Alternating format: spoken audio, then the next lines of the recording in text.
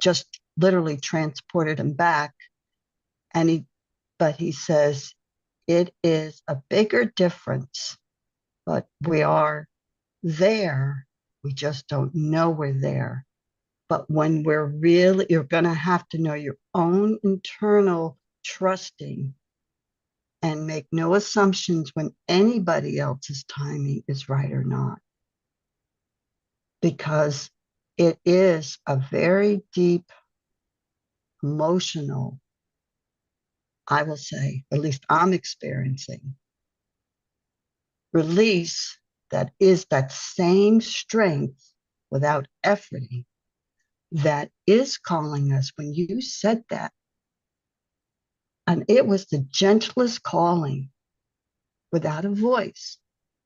So even that, Lynn, and anyone that might be aware of this going on, take to heart. It is not just our calling, it's asking us to call so it can answer. So it's only our calling. We just gave ourselves without even knowing. I, I wasn't even going to put this on to speak. I was, my mind said, now put up the rest of the, I'm a little bit from where my car is parked. So I have this, one of these wheeling carts to put all the groceries in. And I live on a beautiful lake with a beautiful, quiet section I'm in. And I'm still going, wow, I'm just not satisfied. I'm not happy. And I'm really looking at that. And so, uh, God bless. And what you just shared, you're part of it. Wow. Wow. This is a big wow. Yeah, yeah, it is. It is a big wow because for those who just came in, what we're Wow. talking about is that previously I was on with Bruce Rawls and we were reading Absence from Felicity. And as we were reading through it, I was thinking about Elizabeth, things were being talked about. I was thinking about Elizabeth and I was thinking, oh, I wish Elizabeth was here to hear this because this is similar to what she was saying last night and some of the things that she's been saying and we kept reading and as Wow. we kept reading I kept thinking stronger.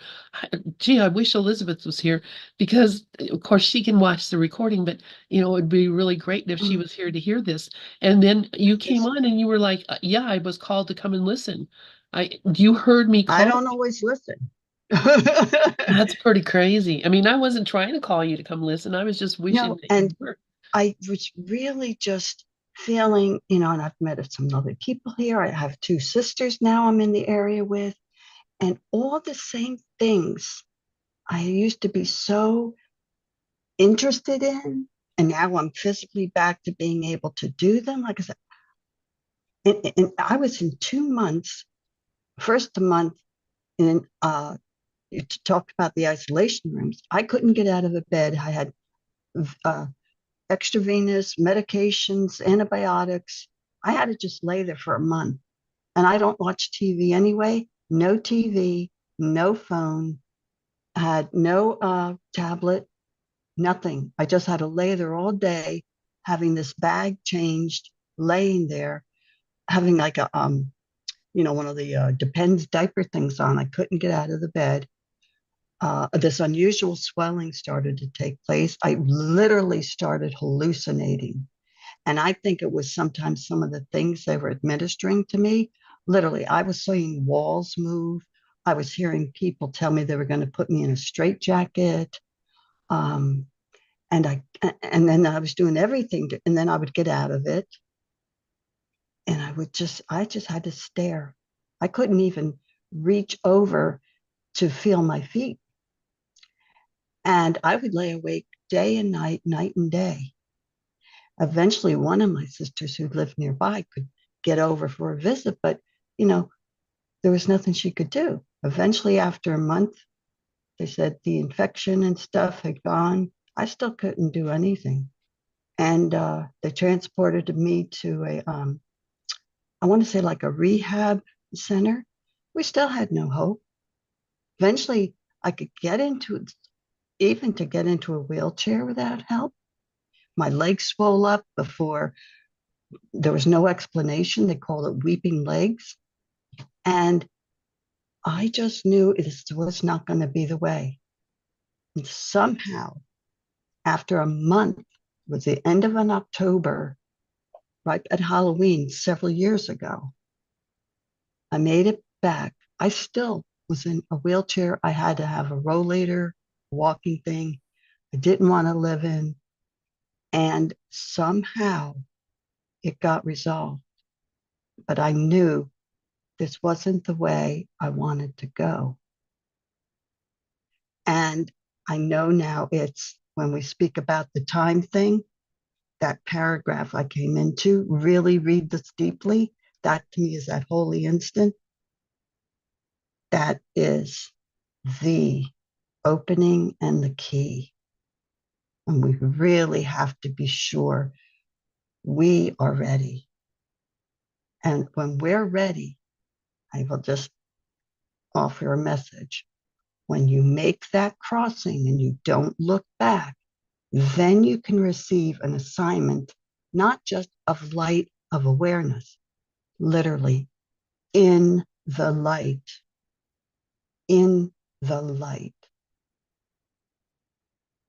And just trust. You couldn't have come to this point and having this conversation, and anyone that's ready might find this a helpful way. Others might need a different way. But even here in this sharing, how it's gotten through to us, I was feeling so alone. Why aren't I meeting anybody even physically? That's, you know, I was living in Orlando and I had learned that Carol Howe was somewhere not too far from me. And I'm going, oh, Spirit's going to arrange me to meet Carol Howe. I started taking a couple of her courses, not in person, but bought a few of her courses.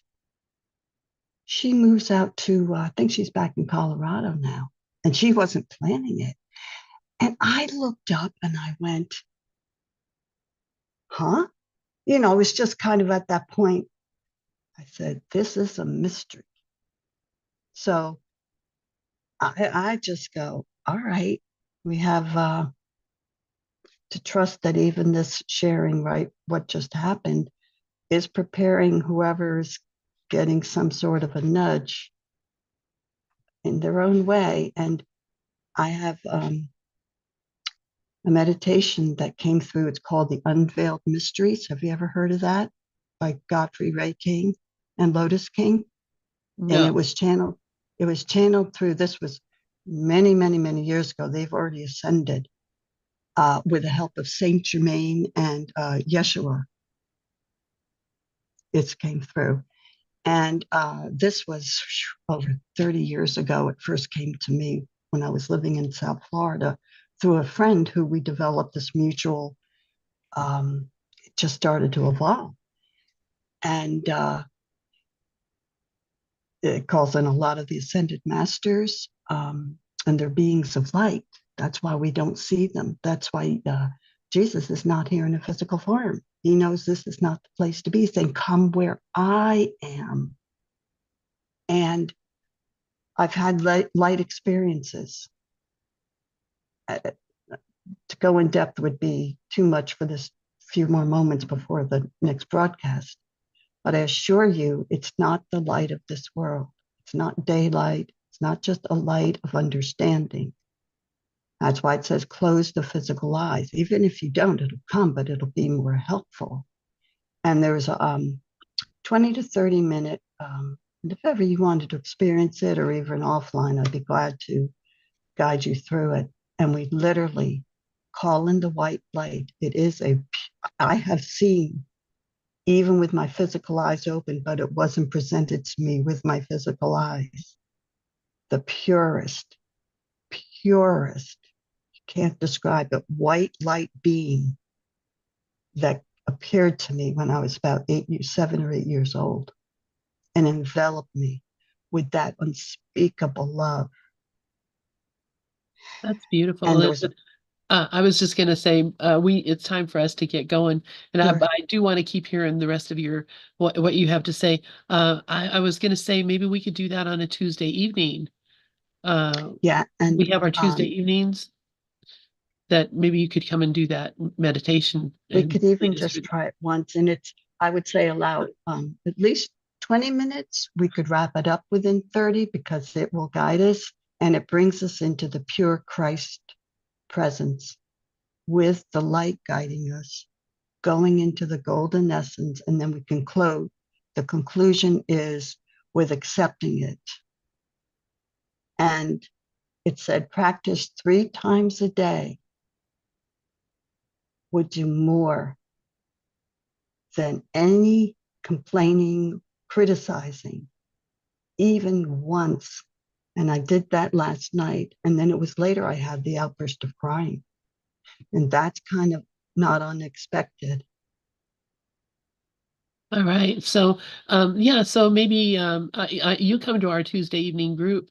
Maybe I don't know. I don't think we have anything planned this Well, you coming can Tuesday. always, if you want, you can always email me at my spirit light. Okay, And I'll do that. it's not this Tuesday, you can, but I wasn't even going to say it, but this conversation it was kind of saying you might want to suggest it. And so we can always, if you want to find out what works for you, and then I'll be there. Very good. All right. Thank you so much, Elizabeth. What a wonderful conversation. Iris, if you're here still, would you like to pray us in, please? Good morning, Lynn. Thank you, Elizabeth. Good morning, all. I will pray us in. I am here only to be truly helpful. I am here to represent Him who sent me. I do not have to worry about what to say or what to do, because He who sent me will direct me. I am content to be wherever He wishes, knowing He goes there with me. I will be healed as I let Him teach me to heal. Amen. Amen. Thank you, Iris. And Amen. I think we ended up here on paragraph 9 last week. Are we? Yeah, exactly, Lynn. That's exactly where we are. Okay. Yeah. Yeah. So yeah, who would like to read? Let me see, where's my list of participants? All right. Well, who would like to read paragraph 9? I'll read. Thank you, Iris. Okay, so paragraph 9.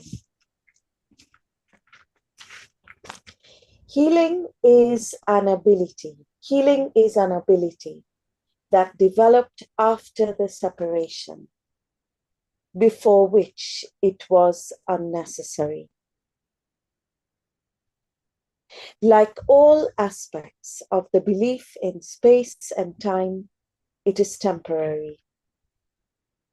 However, as long as time persists, healing is needed as a means of protection. This is because healing rests on charity, and charity is a way of perceiving the perfection of another, even if you cannot perceive it in yourself. Most of the loftier concepts of which you are capable now are time dependent.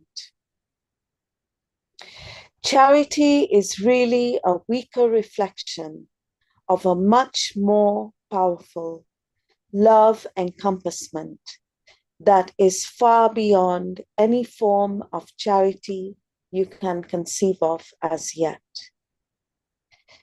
Charity is essential to right-mindedness in the limited sense in which it can now be attained.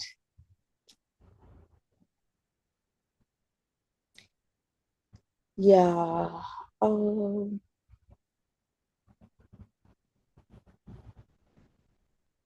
yeah, this is very interesting because especially this idea about uh, uh, like in this sentence where it says that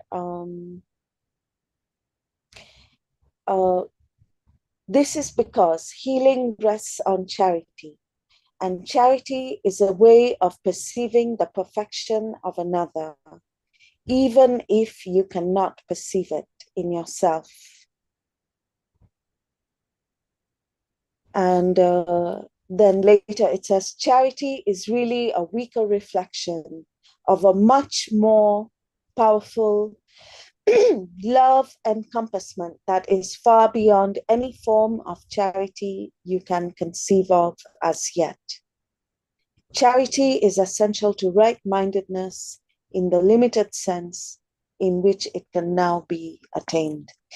And I really love this actually because, uh, I can just say that in many other traditions or many like ways that most of us were brought up or conditioned.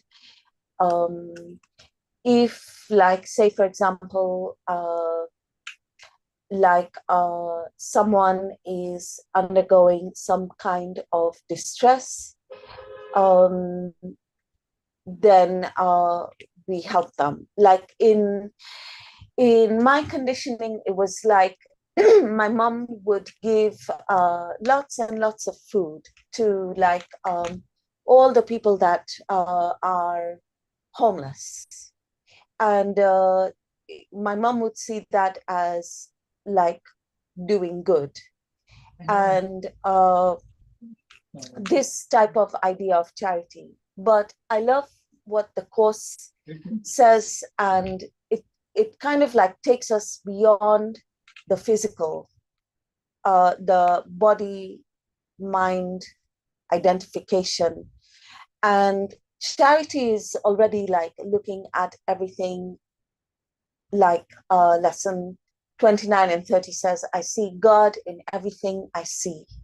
because God is in my mind. And that is already charity. That is the highest form of respect we can pay anybody. That we see even even in the physical world, if they've done something like they might have been a murderer of a million people, still, like, we see that person as the Christ. We see the Christ. We see beyond the body, mind, uh, any actions, anything like that. We just see that person as the same, as us. And I tried this this week, and anytime I'm speaking to someone, um, I try and remember that when I speak to them, like I'll forget, and I'll forget that they are spirit, just the same as me, and I'll think like they're a person. But the minute like the reminder comes, like it's like join with them, like join, like the way Dove says, like JOYN. That's what it means, like that we are essentially the same spirit, or however I want to call it. Like we are exactly the same, and yeah, and that is a form of the highest form of respect, and therefore charity. And handing back to Lynn. Thank you for that so much, Iris. Yes, this is so important. I mean, this is one of absolutely the most important concepts in the entire course. To be able to look at your brother and perceive their perfection, even if you can't perceive it in yourself. It's looking for God in everything. And excuse me, as we do that, we become more and more accustomed to seeing the Christ. And, that is, right, the tantamount to experiencing the Christ in ourselves. So this is so essential to see our brother as perfect. And the next paragraph is going to talk even more about that. Rev Devin has his hand up, and then does Karen. Go ahead, Rev Devin.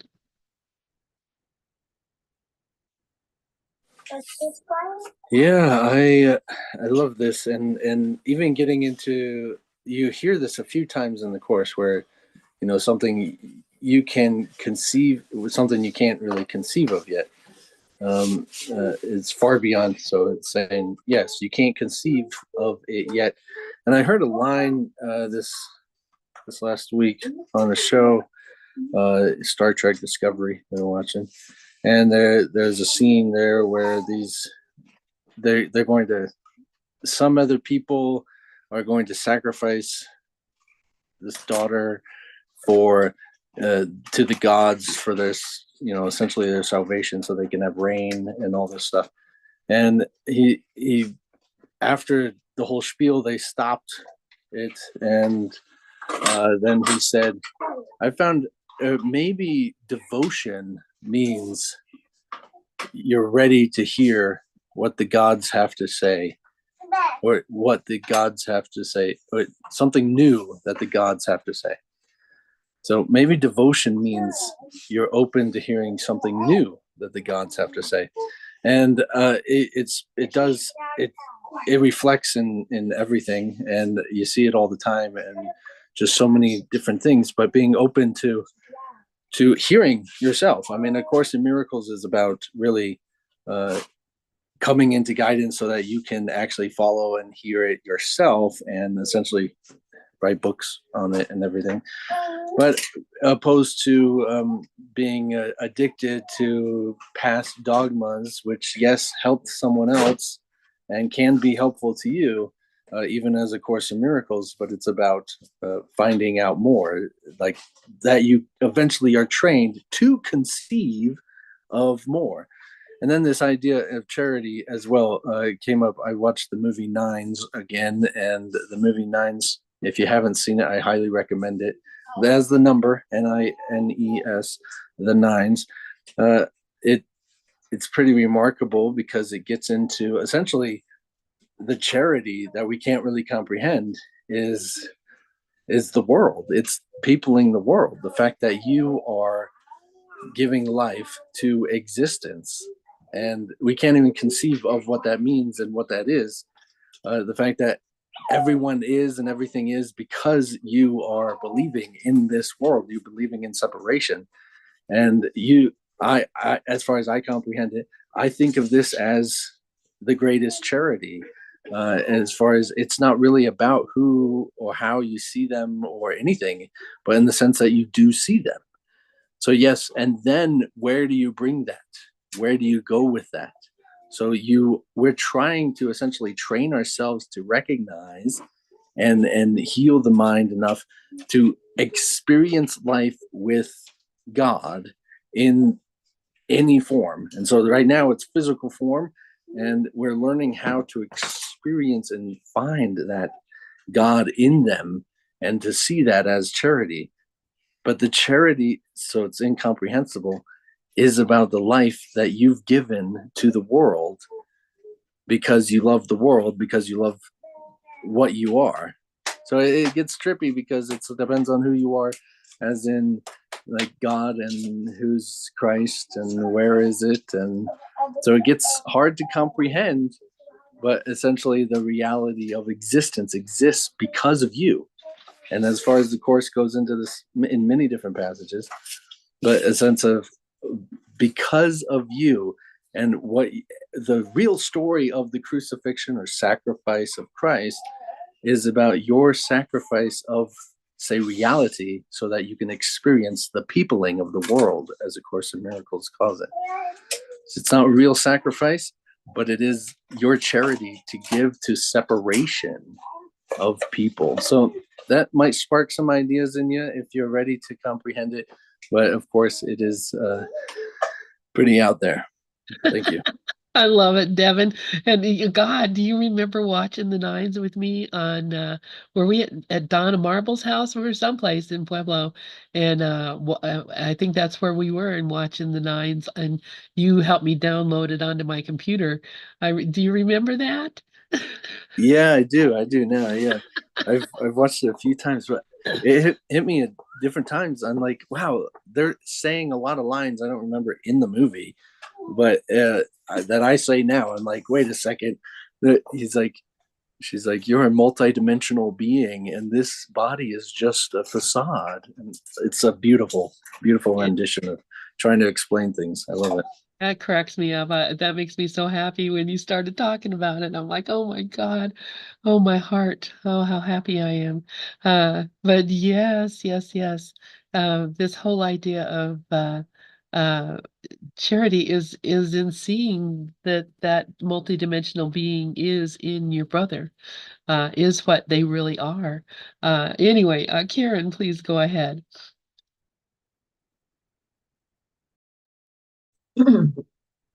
Thank you, Devin. Thank you, Lynn. Thank you, Iris.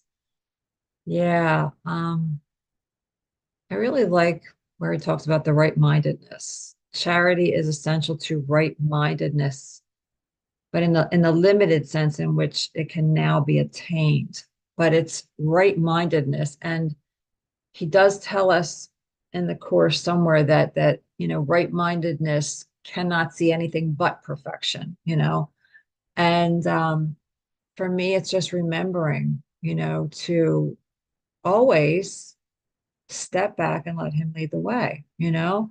And this charity that he's talking about for me is seeing the perfection in others. I can only relate it right now. The first thing that comes to my mind is my uncle. My uncle, I know I talk about him a lot, but he is the black sheep of the family, one of 12 children. My father was one of 12 children. My uncle that I'm very close to was the youngest. And there's only three left out of the 12. He's the youngest. And he was never really accepted by his brothers and sisters. And they just really excluded him. And he was homeless for 10 years. And his kids don't even talk to him today. And I saw this light in him. And the light that I saw in him was beyond anything that I can even describe, but I saw it and I stayed with it because I knew, and his mother saw it. Actually, his mother was the only other person that saw it in him, and I saw it in him. And he said to me a long time ago, he said, only the lucky ones stay. And I never forgot that he said that, because I'm so lucky that I just stayed close to him because I just saw the good in him. And, it's hard sometimes for someone to be good when people are always putting him down and bringing up his past. And he's a, recovering heroin addict. And, all they saw was the bad in him. And so I'm just so grateful. And I can transfer that training to everyone. It's not just the ones that are the black sheep. It's for everyone, because everyone has that light. It's in us all, and it's seeing it and remembering that. So thank you. Thank you for that. Yes, that's exactly it. It's this is this just knowing beyond. That's why, I always talk about my favorite lesson being 181. I trust my brother who's one with me, because that's the one that really brought to me this whole idea of, that this oneness is what is the reality of what we are. And when you can see that and really begin to feel that with everyone, we do it with special people, but coming to the place where we can do it with everyone that we see, that's what Jesus did. He saw the face of Christ in everyone. every man he saw. So and that's how he remembered himself, and he remembered God, the same thing. So and I just wanted to go back a little bit in this paragraph, because he's talking about healing. The beginning of the paragraph is talking about healing that is only necessary because obviously we think we're sick, we think something has gone wrong and needs to be healed. But healing is a means of protection. What does he mean by that? Um, I think about Joel Goldsmith, and some of us are reading and have been reading the works of Joel Goldsmith, and he was a healer. He literally people literally were physically healed. Now Jesus is not talking about physical healing, I don't believe here, but it's the same thing, because it's all our belief about what we are, but that uh, the way that you can heal another, just as Jesus purportedly healed others, was by seeing the Christ in them. And once that Christ in you has been seen, it cannot be unseen.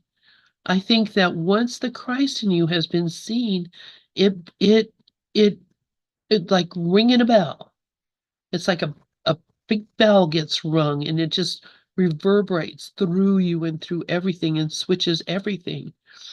That's why it's so important that we do this, that we see the Christ. And I believe I believe that that's how Joel was able to heal people's body, mind, soul, being, was because he saw them as they really were.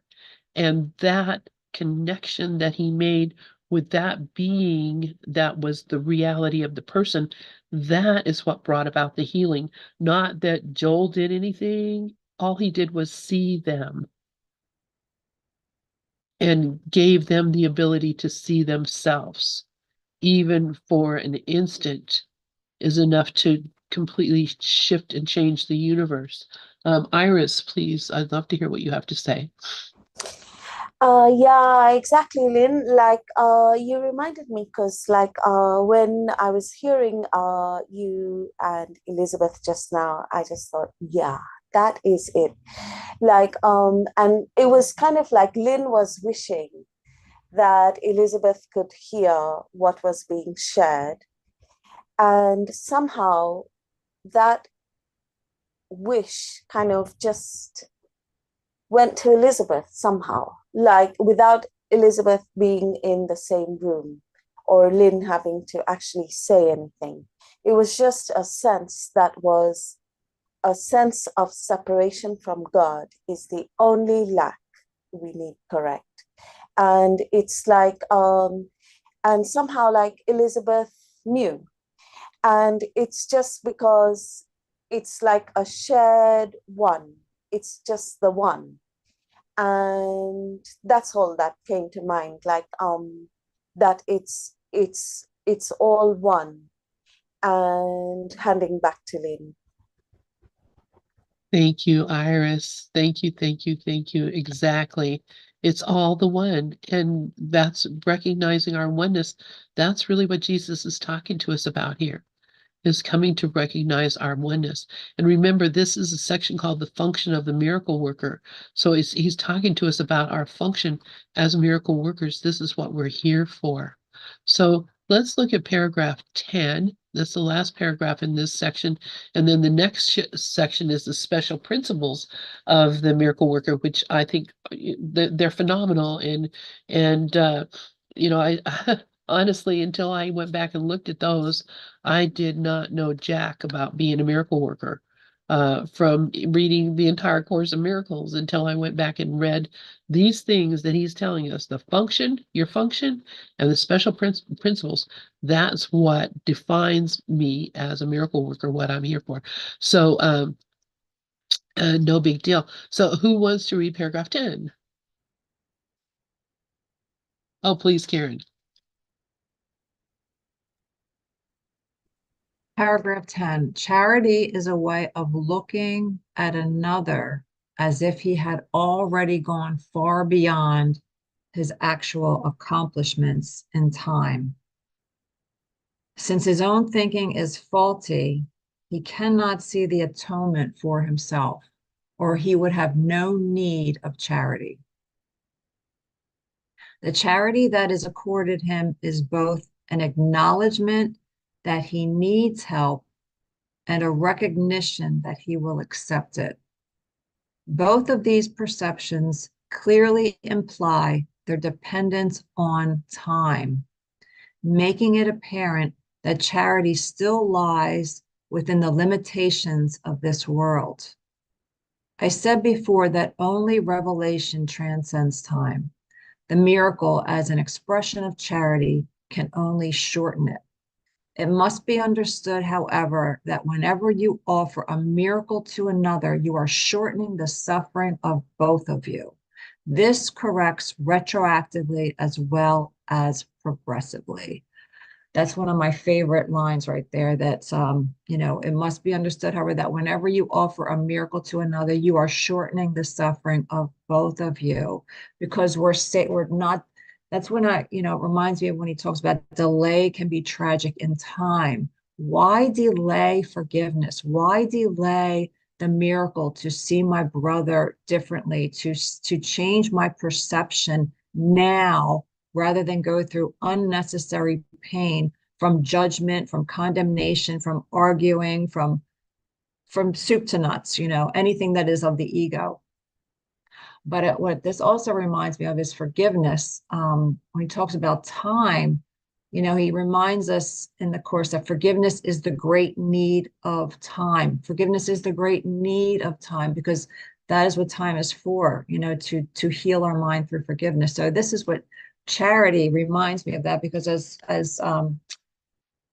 Iris pointed out, the Course always brings us back to the awareness of our mind. It has nothing to do with giving charity to the homeless, or, yes, of course, in the world it does, but as the Course's definition of charity is our perception. It's changing our perception. It's seeing our brother as the perfect being that he is.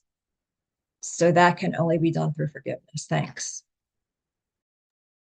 Wow, yes, thank you so much, Karen. That's exactly right. And this is why, we're doing this work. And he talks about, I was going to go back and I'll let Devin say what he has to say. But I wanted to go back and look at something that Bruce and I read in Absence from Felicity this morning that really talks about this. And this, again, this is one of my favorites too, Karen. This whole paragraph, the entire discussion that what he's talking about is that the miracle actually does um, uh, get rid of time. it time collapses in the miracle. Devin, please go ahead. Yeah, so much good stuff in this. I love that it even says that this works corrects retroactively, which is just so beautiful. In the sense of even something you said there, Lynn, a little bit ago, about that it changes the whole universe. And I like to describe it and think of it as essentially we jump universes, or we jump like timelines, and the whole past is different in the place that we are in experiencing. Your willingness to see eventually that everyone is this one essence of Christ. It is a little tricky. It is, of course, a little tricky because even as it is yourself and it is everyone, it's no one separate. So it's like, yes, I am, but you are too. And so it gets a little tricky with the describing it and understanding it. As I describe forgiveness, there's many layers to applying forgiveness. There's the sense of what I define forgiveness as the surrendering of the ability to discern differences.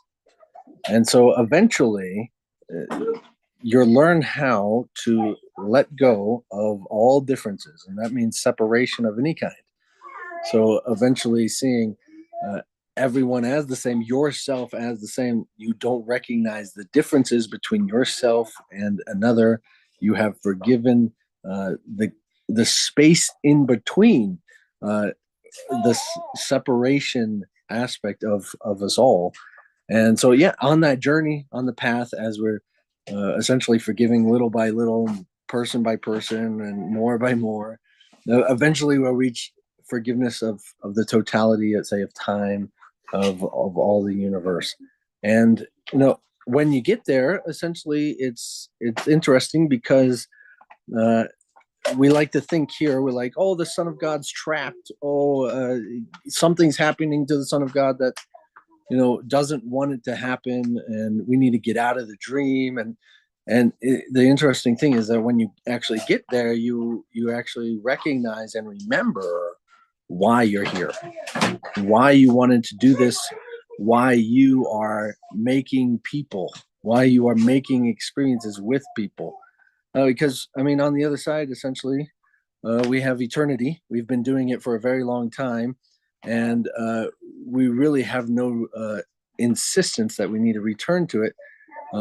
But that statement there, that forgiveness is for time, forgiveness is for the world, and it's really because of this pain and suffering that we want to get out of. We want to get out of this pain and suffering so bad, and we think this is our salvation. But in the sense of, yes, we would be saved from the pain and suffering, but you would also be saved from all people, all experience of people, all experience of separation entirely. You can't just forgive parts of it and expect other parts to disappear while some of them remain. So it's a catch-22. We want to try and balance and be in two worlds at once, but we're doing it. We're good. Thank you. Thank you so much, Devin. It's great hearing you, and it's great hearing your kids having so much fun in the background. I love it. I love it. You're peopling the world too, and Jesus does say that. He actually says that each one peoples the world with figures from his individual past, and it is because of private that private worlds do differ. And so, yeah, so these are your family that you initiated at the very beginning. We're your family that you initiated. You and I have had. I think I just think about you just so. I love you so much, and I'm so grateful for you and being connected with you. I do see the Christ in you. I do see the holiness that you. I have from the very first moment I saw you, recognized that you were a holy being, and that is that is quite a gift. And so I've always cherished our connection and our multiple connections. We're connected through so many different avenues where, people that I knew before, that knew you and you knew them, and, unusual connections, I think. Uh, but that's the way it is. That's the way it works. I wanted to go back and look at this thing that Bruce and I read this morning. Let me just put that down so I'm not looking at it. That Jesus, this is Absence from Felicity, which is the story of um, uh, Helen Schuckman scribing the course. And Bruce Rawls and I are reading it on Saturday mornings. Let's see. Where is that? I wanted to read. There's just this is such an amazing, amazing thing, these messages from Jesus. Let's see. Okay, I think this is where it is. In response to Helen's feeling fearful that God would abandon her, and justly so, Jesus said, I told you I forgave you, and that meant all hurt and hate you have ever expressed is canceled. I need the children of light now, and I am calling you to be what you once were and must be again. The interval has vanished without a trace anywhere. He's talking about time. He's by recruiting her and saying, I need you to do this. And everything that you ever, all the hurt and hate you ever expressed, which is what this paragraph in the course just said, all the retroactive and proactive things that might happen have been canceled. It's been canceled. I need the children of light now. That's us. And I'm calling you to be what you once were and must be again. The interval has vanished without a trace anywhere. Time has collapsed. Just by our choosing this, the past is over. It's done. You who live so close to God must not give way to guilt. The karmic law demands abandonment for abandoning, but you have received mercy, not justice. And basically, what he's saying there is that she did not abandon God. She thinks she deserves to be punished because she thinks she abandoned God. But Jesus is telling her, you never abandoned God. That never happened. This whole idea of karma that says that you should be punished is not real. You have mercy, not what the world would call justice, because nothing has gone wrong. Nothing has ever happened. Anyway, I just wanted to read that because it goes along so beautifully with what we just uh, read in the course. Where is it? um, that um, what yeah, that by according the charity of seeing the Christ, by accepting the atonement, by accepting this, that we have taken away time, and that at this point we are at a point where um, time is being collapsed. Anyway, I see a lot of hands up. Karen, then Iris, then Devin. Go ahead, Karen. Yeah, that was a beautiful comparing there, Lynn. Thank you. And it reminds me of where he tells us in the course where Jesus says, how can you who are so holy suffer? All your past, except its beauty, is gone, and nothing is left but a blessing. And it goes on. But I mean, that's the way Jesus sees us. And that's the way, the role model that I love in this course that he's teaching us is to see everyone like that. So, to look beyond the seeming imperfections, because we all have them. No one's perfect here. And that's the other thing. We're all the same in our sanity, and we're all the same in our insanity. So that also makes us the same. And that leaves room for true empathy, knowing that we're all going through the same hard battle here. We are all the same, and that all your past, except its beauty, is gone, is reminding us that it's always perfect right now. There's nothing but perfection, and that's all that is really the truth that's really happening here. It's only our made up stories that think otherwise. And I needed to be reminded of that. So thank you so much. Thank you for that, Karen. Yes, wow. That's beautiful. And thank you for posting in the chat too what Devin said about forgiveness is this surrendering of the ability to discern differences. Um, that is so very clear.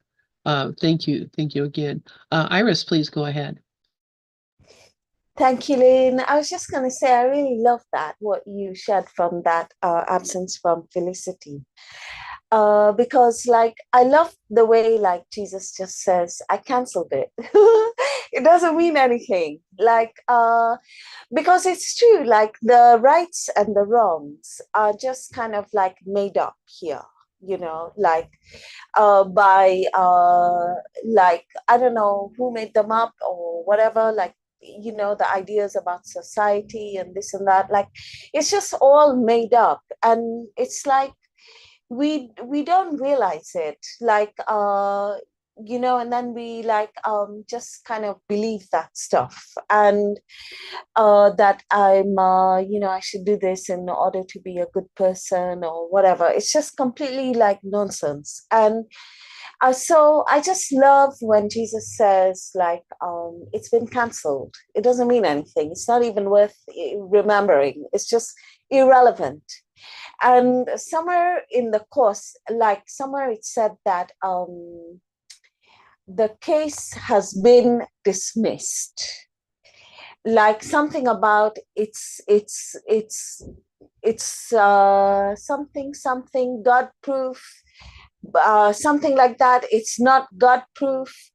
The case has been dismissed. Case dismissed. Not even important. Nothing to worry about. It's just not even relevant. I love that. When I heard that, I was just like, wow, this is brilliant.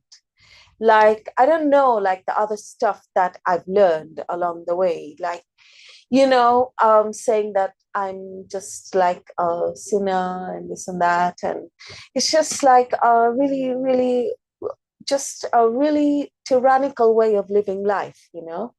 And this, like, where it says, like, it's completely cancelled and don't worry about it. It's all good. And like, you're exactly the same as me. And I just love that. And I'll just hand back to Lynn. Yeah, thank you for that, Iris. I'm going to turn it over to Devin. I'm going to go find that where Karen's posting in the room. I'm going to go find that so we can read that too. Devin, please go ahead.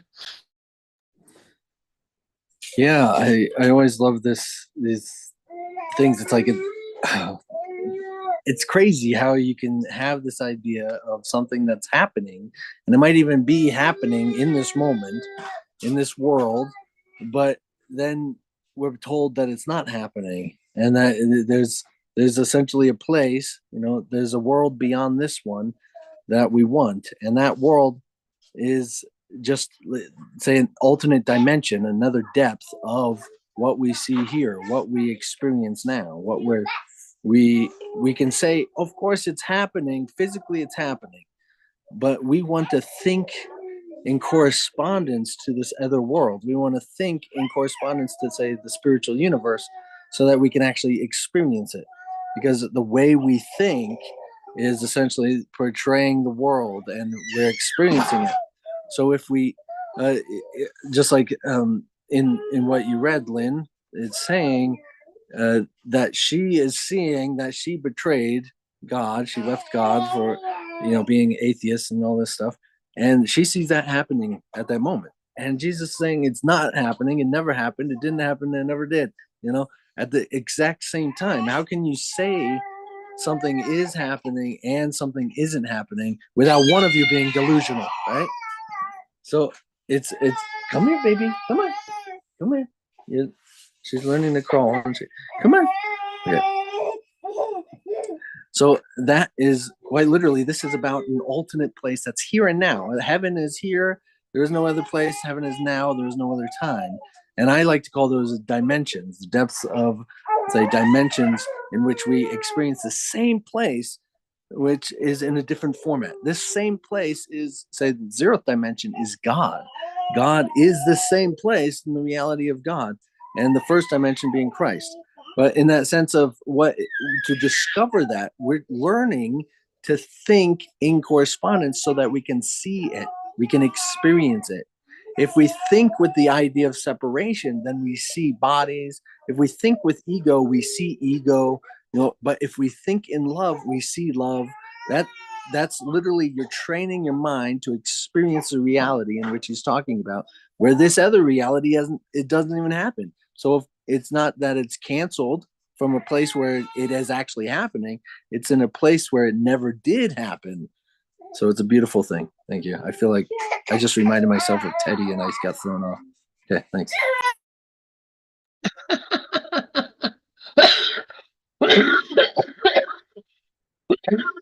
Making me cough from laughing so hard. Thank you, Devin, reminding yourself of Teddy. He did get off on his little tangents, huh? God, we love him.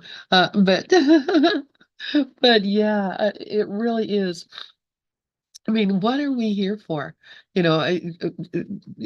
to understand, what we're here for and why it is that we think we can't go back.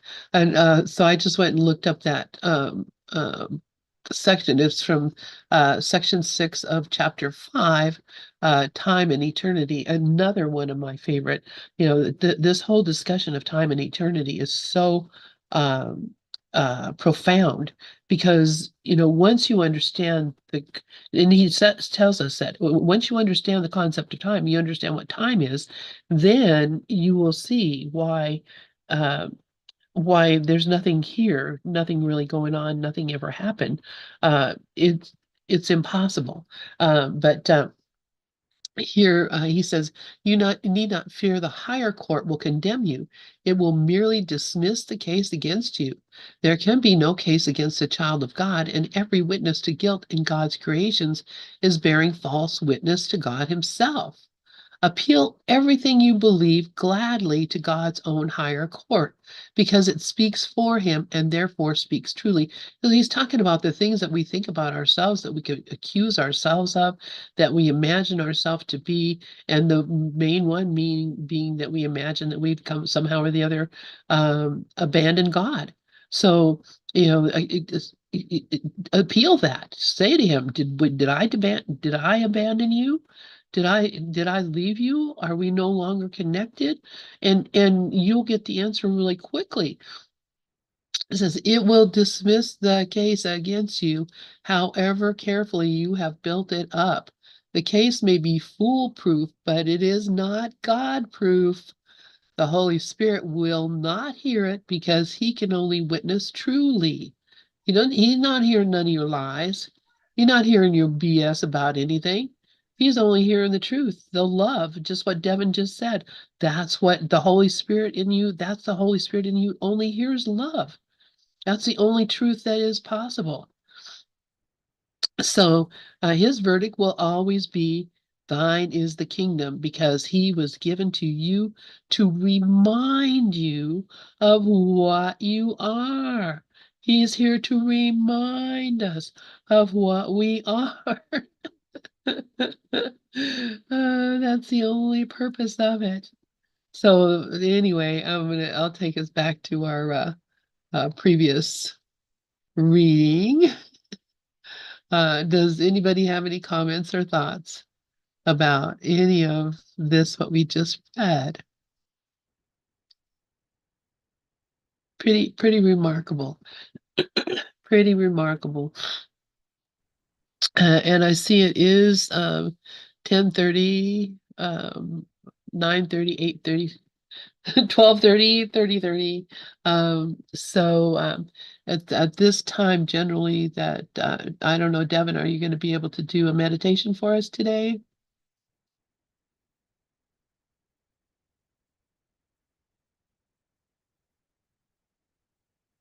Just letting you all know that we're going to be going into the special principles of miracle workers, and that this is going to give you, this is basically our instructions on how to do it. So pay close attention. The first time I read it, I was like, I don't know what the hell this means. What the hell does this mean? I don't even understand this at all. Now, of course, it's very clear, and it will probably be clearer this next time we go through it. So let us see here. Did I hear back from Devin? Okay, just a few minutes. Okay. Just give me a few minutes here. Sorry. Okay, let me get some music set up so that does anybody have anything that they'd like to share from what we just were talking about? Our let's see. I think it's going very slowly. Let me look back. All right, nobody. All right. Oh, Karen. I had to scroll up to see it. Go ahead, Karen. Yeah, I just wanted to share about charity. I like I have Ken Wapnick's glossary, but he doesn't have anything on charity. So I looked up Robert Perry, and Robert Perry has I just thought it was interesting. Basically what we're talking about here. So he says charity, the root meaning is generous, liberal giving, giving others more than their seeming due. The conventional is generous physical giving or service.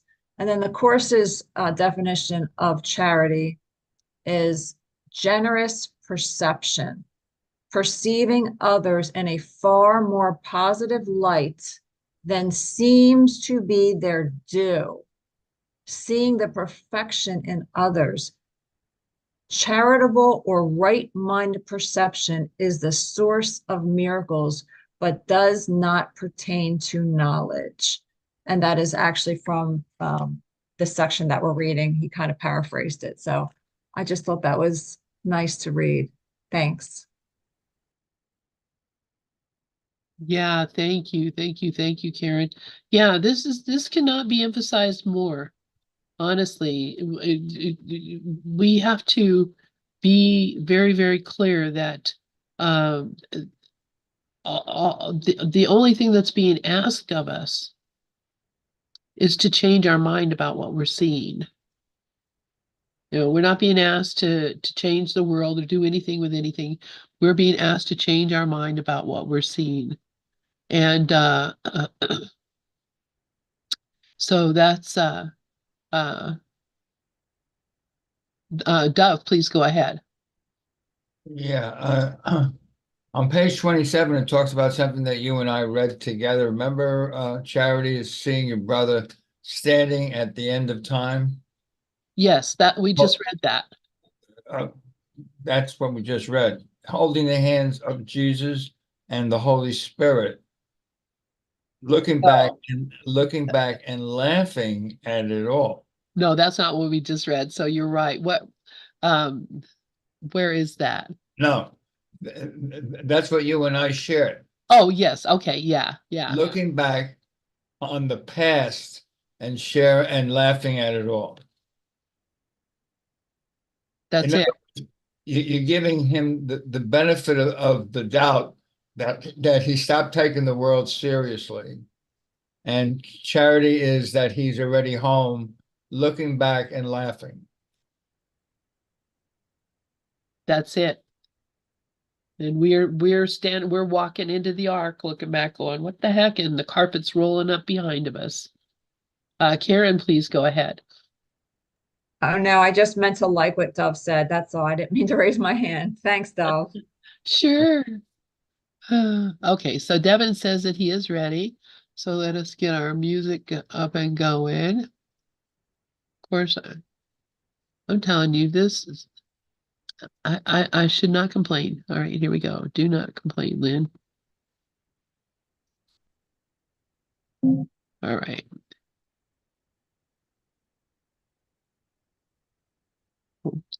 Gosh, click the wrong button. I'm just like my little grandbaby. He calls me up all the time because he likes to push the button. So all of a sudden my phone is going, and that's my little grandson. Then he likes to hang up on me. It's very cute. All right, here we go.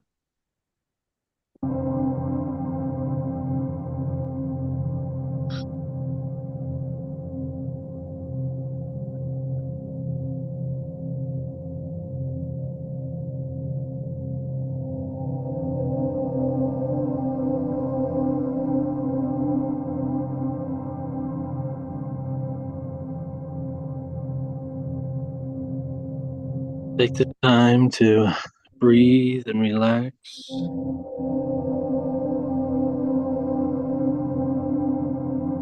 Letting everything go, letting yourself be.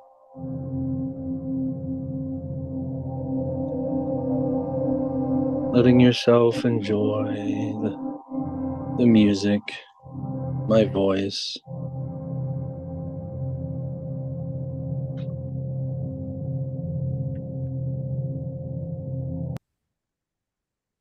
Every sound you hear allows you to relax more and more.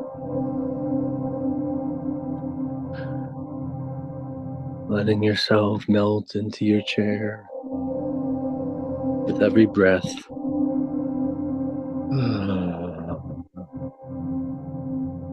Letting yourself surrender. Letting yourself be. Letting yourself relax.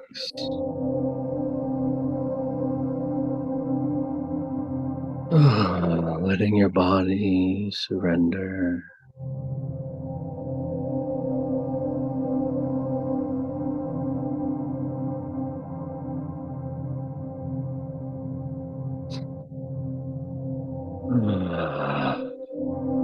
Letting it all go.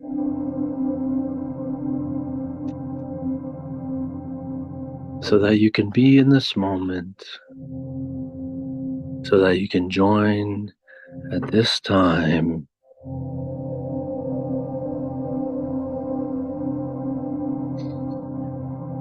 In this space. Allowing ourselves to completely surrender the body.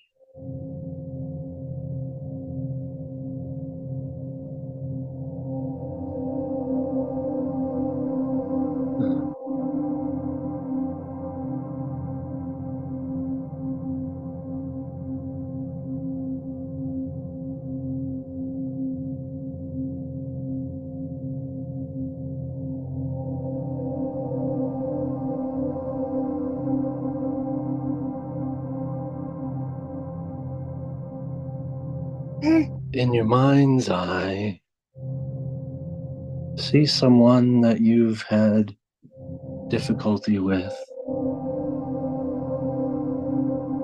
See someone that you've struggled in one way or another. Being friends with, being partners, lovers, your children, whatever it is. See someone. Visualize someone with you.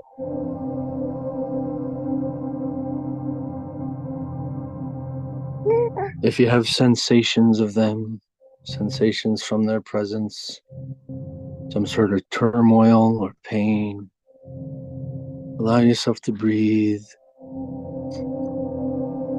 and let it go. Let yourself see them. Try to see them. Try to be there with them.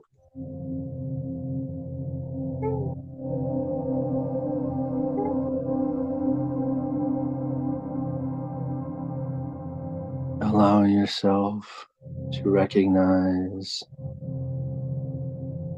that they are just there.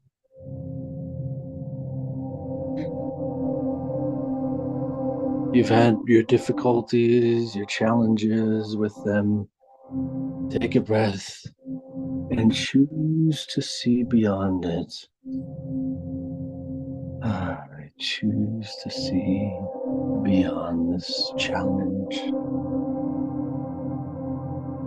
I choose to see more than this challenge.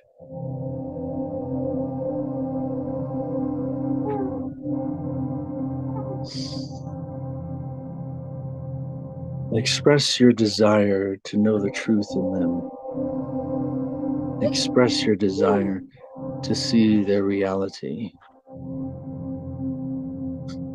I want to know you. I want to see past these challenges, these difficulties.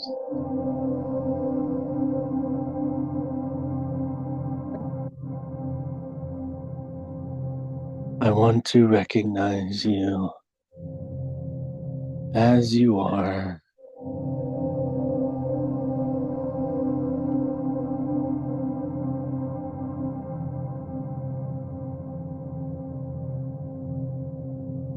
Take a deep breath and allow yourself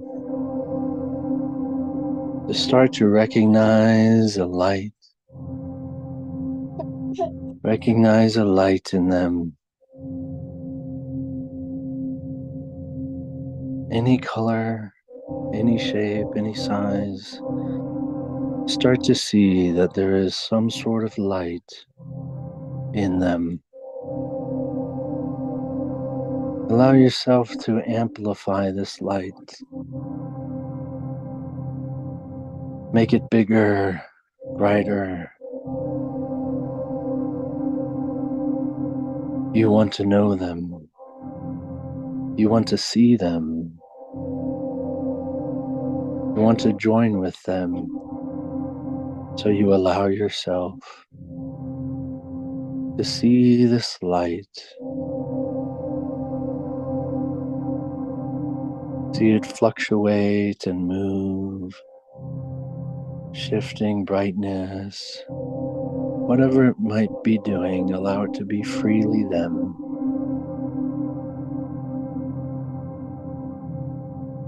As it gets bigger and brighter, it gets sweeter, it gets more pure. Whatever fluctuations you saw, whatever color it was, allow it to start brightening up, oversaturated. Allow it to beam brighter, radiate further.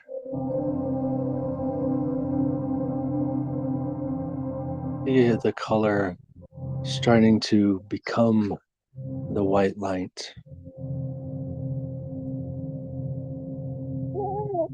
See the fluctuates starting to get farther, beam brighter as it becomes more solid, more true, more pure, more real. Recognize the feeling of this light, the feeling inside you as you see this light in them. Allow this feeling, accept this feeling,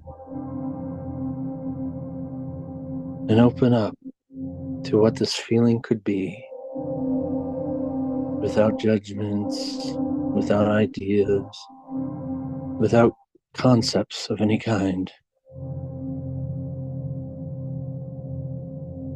What could this feeling be? As you see this light so bright, you can't even see a body anymore.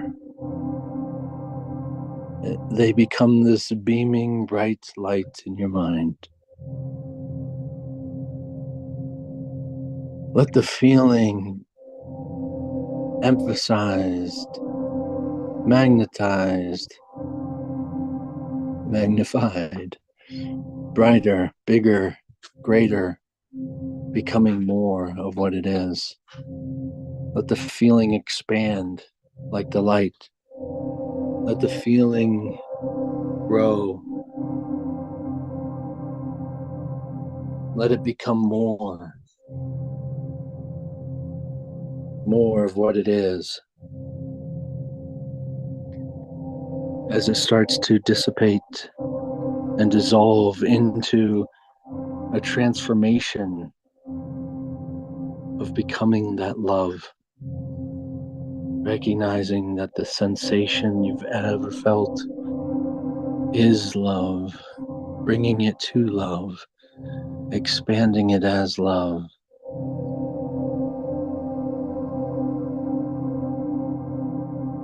Open your heart to knowing them, seeing them, feeling them, experiencing them.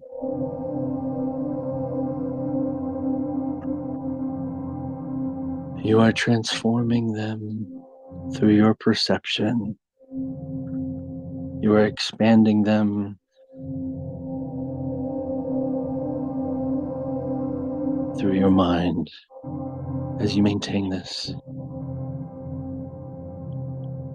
You might recognize that there'll be difference still in the physical reality, but keep choosing again.